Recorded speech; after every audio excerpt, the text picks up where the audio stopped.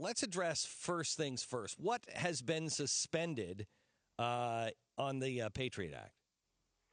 There are three provisions. One of them is the provision that says that the government can collect records that are relevant to an investigation. The problem here is that the government has used that provision to collect all the phone records from all Americans. And the court has said that this is illegal because how could they be relevant if you're not just getting some of them? If you're getting all of them, how could you say that every record in America is relevant to an investigation? So the court rebuked them, said it's illegal. I don't trust this president to be looking at all the phone records of every American. They hadn't been very trustworthy with the IRS or with religious groups or Tea Party groups. I don't really want this president having all of our phone records. But the good news is that in this battle, the one thing that will come out of this week is the government will no longer be collecting in bulk your phone records.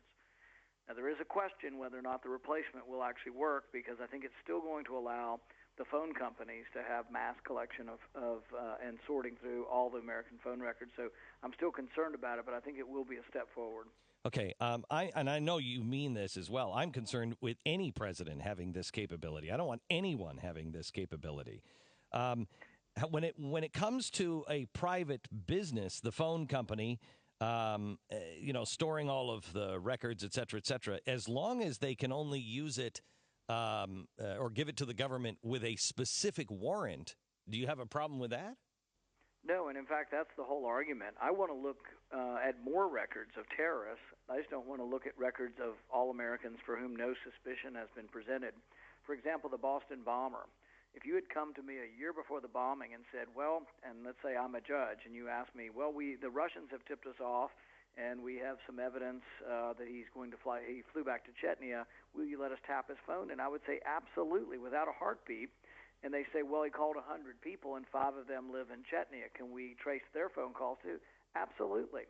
All I am asking for is not to collect everybody's records indiscriminately. I want more time spent. In fact, I told them last night, I would take the billions we're spending collecting all Americans' records, and I would hire 1,000 new FBI agents to specifically go after the jihadists. The FBI said this week they don't have enough manpower. Let's hire them more, but let's quit indiscriminately looking at Americans' records. Creating jobs already. Look at that. So why are people like John McCain so dead set against this? I mean, he is, he's doing exactly what they did to Ted Cruz, with the government shutdown, except you are responsible for this one, where Cruz wasn't responsible for that. It's an argument for term limits. Some people get there and they stay too long. I think people become out of touch with America. I tell people, get outside the Beltway more, go visit America. And what I've found, I've been traveling America, and I've been out there at town halls, 50, 100, 200 people, and they're coming out in large numbers saying they don't want President Obama collecting their phone records. They don't trust him. And the people up here defending President Obama's collection, which has now been determined illegal by the courts, I don't know. I think if they went home, they might hear a different story. Okay, so now you've said this twice, and it concerns me because now you've used this and you've heard this from constituents. They don't want Obama doing it.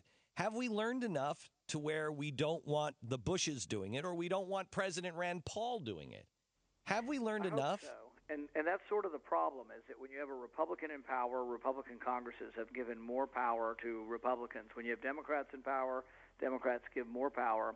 And over the past 100 years, probably the number one problem we have in our country is we used to have co-equal branches, but now the presidency has become so large, the bureaucracy so large, that the presidency is probably 100 times more powerful than Congress now, and often the lowliest bureaucrat in the administration has more power than your congressman.